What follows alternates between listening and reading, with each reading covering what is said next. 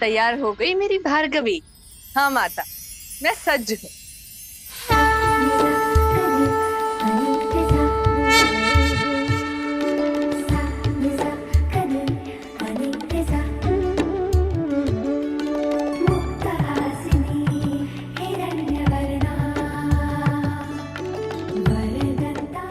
कितना सुंदर रूप लिया है मेरी पुत्री ने।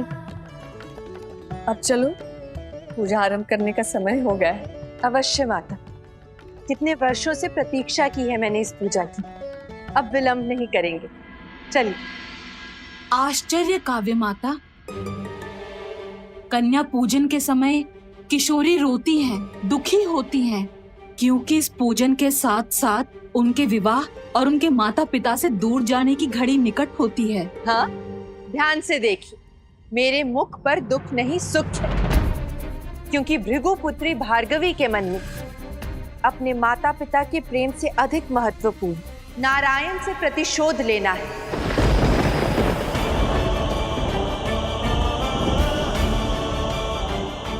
और ये पूजा मेरे प्रतिशोध की ओर मेरा पहला पग होगी। बालपन से ही मैंने प्रेम नहीं, प्रतिशोध का स्वप्न देखा है। माता, जिसने आपका सर काटा, उसका सर आपके चरणों में झुकाने का स्वप्न देखा है मैंने। विवाह के पश्चात वियोग का दुख नहीं है मुझे, क्योंकि पिताश्री और भैया शुक्राचार्य ने मुझे बताया है, समझाया है कि नारायण को दास बनाने के लिए मेरा विवाह अति आवश्यक है।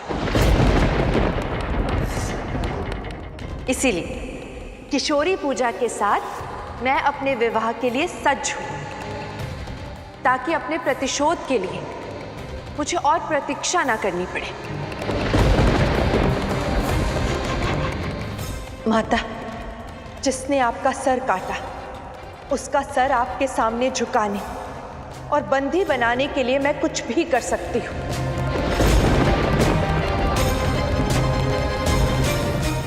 चलिए माता, शुभ काम में विलंब कैसा? आइए आइए आप लोग।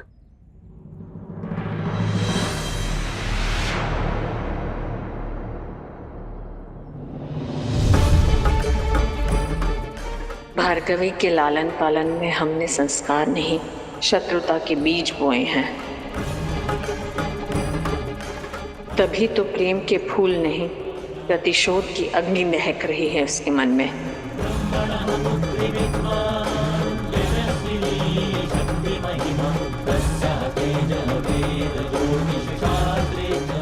नारायण की लक्ष्मी उनकी परम शत्रु बन गई है।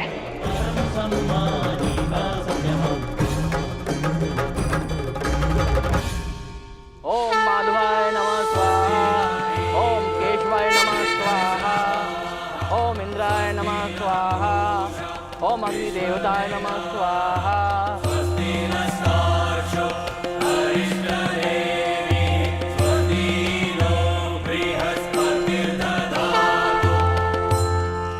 अब भार्गवी का भाग्य उससे अधिक दूर नहीं। सज्ज हो जाओ भार्गवी, तुम्हारा भाग्य, तुम्हारे नारायण आ रहे हैं।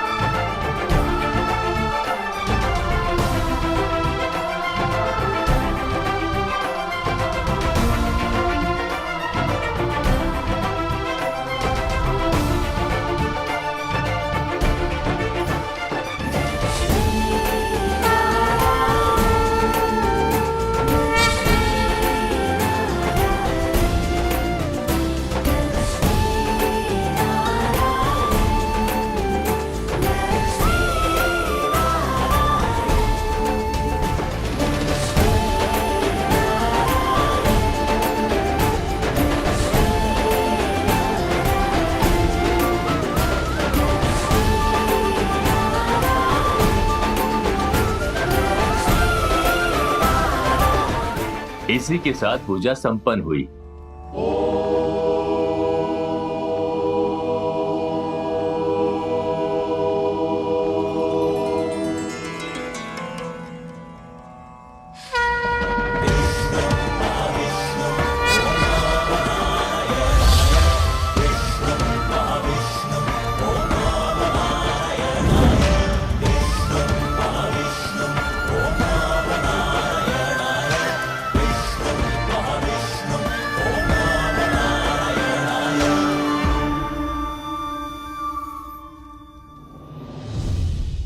विवाह के शगुन का प्रबंध कीजिए पंडित जी। हा, तन थिरक रहा है, मन मचल रहा है। लगता है कोई भव्य उत्सव चल रहा है यहाँ।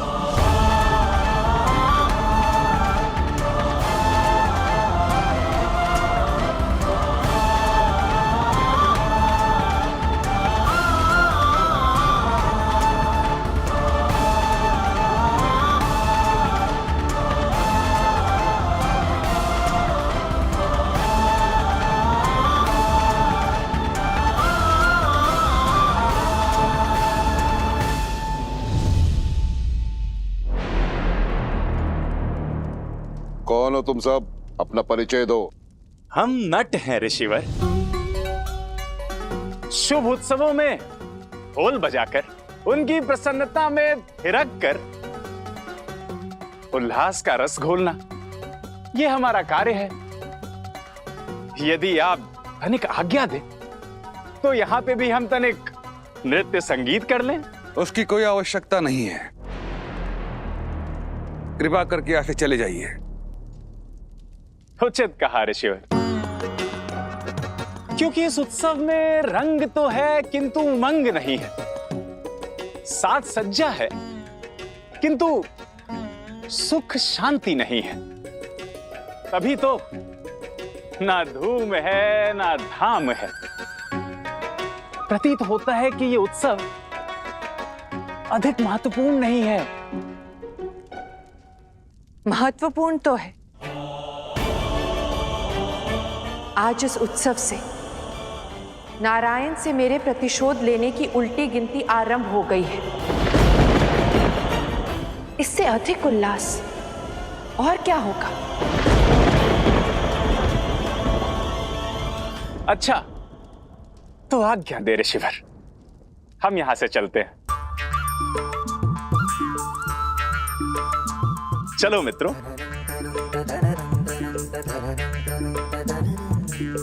रुको।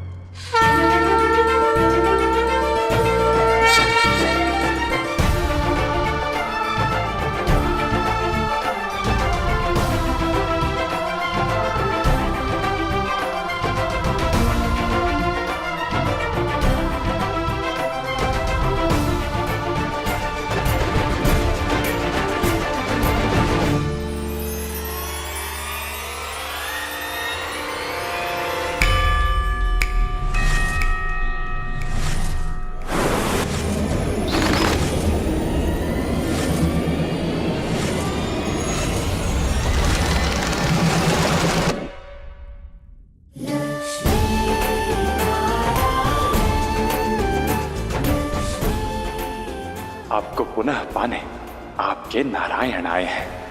मैं जानता हूं कि आप सब भूल गई हैं। ये नारायण आपको याद दिलाएगा, क्योंकि यदि लक्ष्मी नारायण को पुनः प्राप्त नहीं हुई तो ये नारायण केवल नर रह जाएगा और ये सृष्टि असंतुलन से नष्ट हो जाएगी।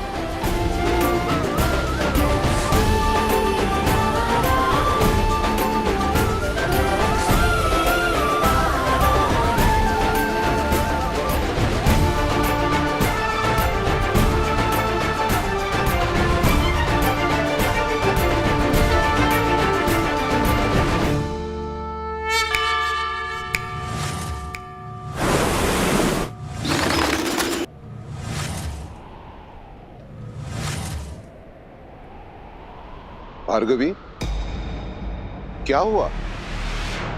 नृत्य होगा पिताश्री।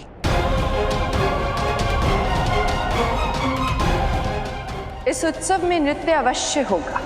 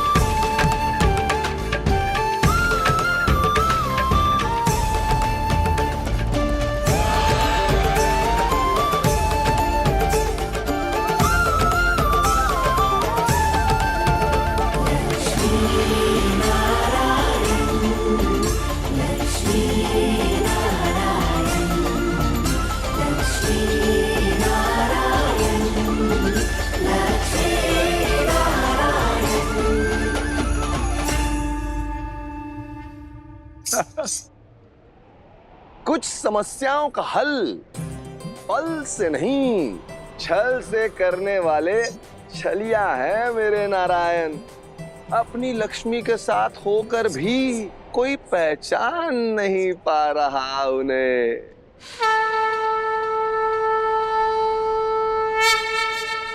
ना असुर, ना असुर माता, ना असुर गुरु और ना ही ऋषि भृगु पहचान पा रहे हैं मेरे वैकुंठ के ईश्वर को, जिन्हें अब से ये संसार वेंकटेश के रूप से जानेगा। बोलो वेंकटेश भगवान की जय।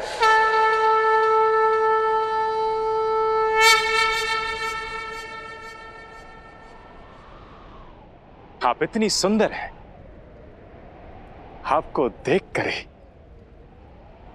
मुझे आपसे प्रेम हो गया है, मुझे आपसे प्रेम हो गया है, मुझे आपसे प्रेम हो गया है।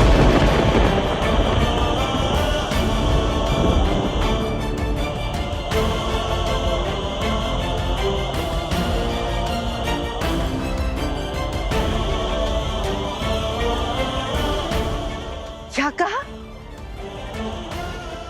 आपको मुझसे प्रेम हो गया है?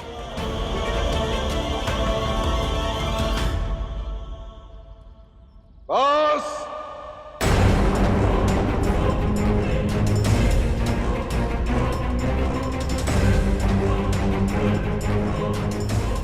नट हो, भगवान नहीं।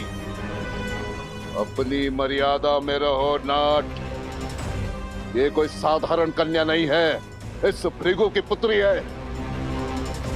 और भृगु पुत्री भार्गवी से ऐसे बात करने का साहस कोई नहीं कर सकता, समझे? क्षमा कीजिए ऋषिवर, किंतु आपने बस मेरी बात समझी, बात का भाव नहीं समझ पाए। मन में साहस, बोली में तेवर, रूप से नट है परंतु व्यक्तित्व तो कुछ और ही कह रहा है। मैल ना मेरे शब्दों में है, ना ही शब्दों के अर्थ में।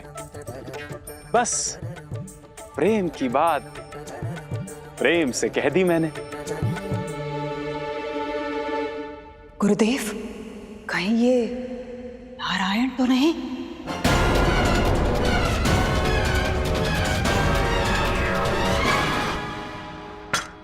प्रेम नहीं, प्रतिशोध लेना जानती है हमारी भार्गवी। और जितनी सरलता से अपने हृदय की बात कही है, उतनी ही सरलता से अपना परिचय भी दो। कौन हो तुम?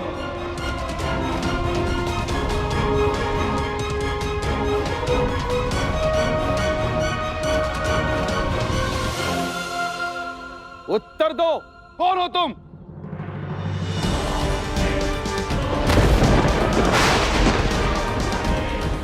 नारायण के साथ तो साहस का दंड अवश्य मिलेगा।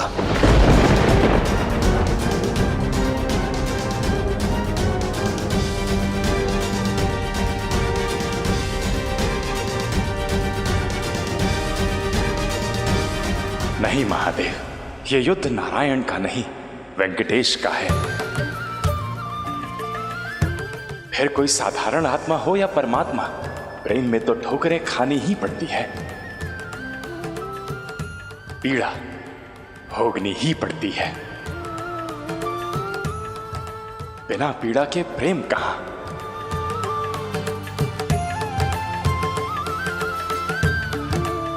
मुस्कुरा क्यों रहे हो?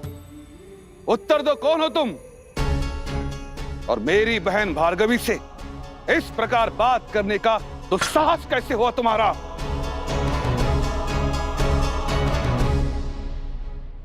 अभी तो बताया ऋषिवर। नट हूं, वेंकट के पहाड़ियों से आया हूं। नाम वेंकटेश है, नाम वेंकटेश है, नाम वेंकटेश है।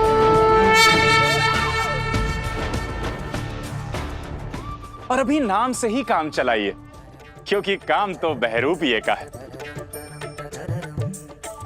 कभी कोई रूप तो कभी कोई रूप, कभी नर बनता हूं तो कभी नारायण बनता हूं।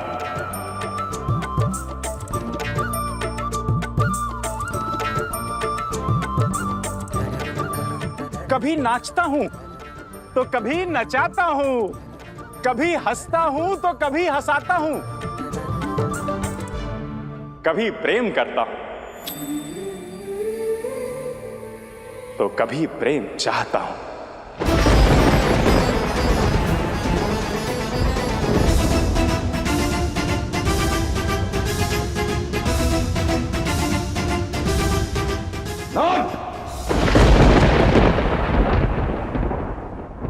अब तो क्रोध त्याग दीजिए ऋषिवर। प्रेम प्रेम में कैसा भेद? मेरे मन की डोर तो आपसे भी जुड़ी है, मुझे आपसे भी प्रेम है ऋषिवर। भला आपकी ये सुंदर और घनी घनी दाढ़ी, भला किसे नहीं प्रेम होगा आपसे? और आपकी मुख की आभा, वाह वाह, कितनी सुंदर, सूर्य सा तेज है आप में। और केवल आप ही क्यों, मुझे तो यहां पे उपस्थित हर एक अतिथि से प्रेम है, पशु पक्षियों से प्रेम है, पेड़ पौधों से प्रेम है, उन्हें मुझसे। तभी तो मेरे साथ वो भी झूमे। सत्य कहूं ऋषिवर, प्रेम और प्रीत वो धारा है जिसे मैं चाह कर भी नहीं रोक सकता।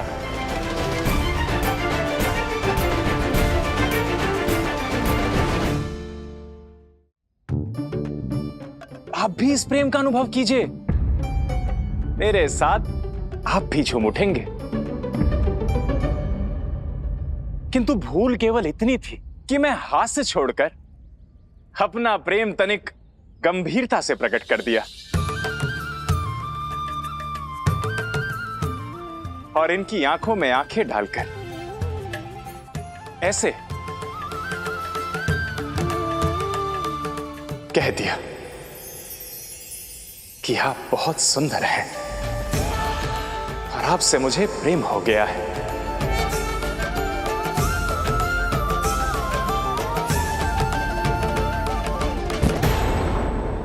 समाप्त हुआ तुम्हारा सॉन्ग, प्रेम के उपदेश और हमारा मनोरंजन। अब अपना परिश्रमिक लो, निकलो यहां से। आपकी इस कृपा और दया के लिए आभार दाढ़ी वाले ऋषिवर।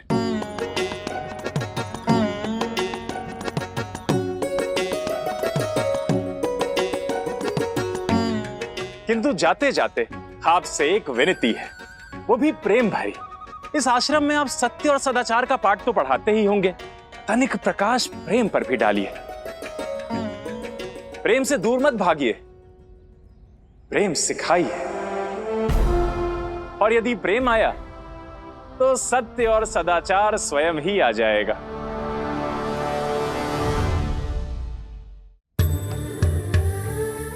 केवल संसार से नहीं, जीवन के आधार से प्रेम, पशु पक्षियों से प्रेम, पेड़ पौधों से प्रेम, सत्य और न्याय से प्रेम,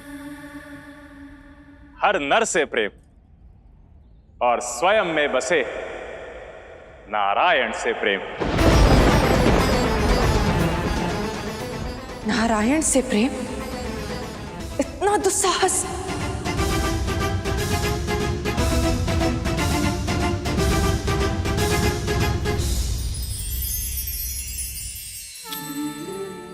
यूं तो हम जीवन में अनगिनत संबंध पाते हैं, किंतु संबंधों के इस मेले में कुछ ही नाते ऐसे होते हैं जो हमारे मन को छू पाते, हृदय की गहराइयों में स्थान बना पाते। कई बार हम इन संबंधों को संजो लेते, तो कई बार हम इन्हें गवा बैठते। सच्चे संबंधों को दूर तक निभाओगे तभी जीवन में आनंद का वैकुंठ पाओगे।